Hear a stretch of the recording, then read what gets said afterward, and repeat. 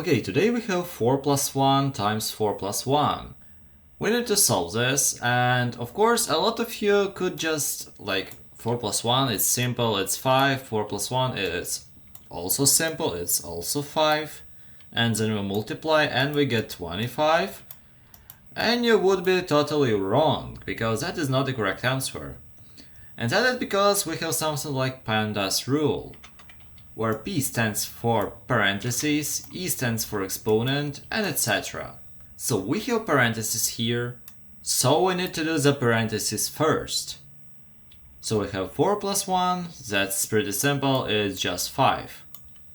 Then we have 4 plus 1 times 5.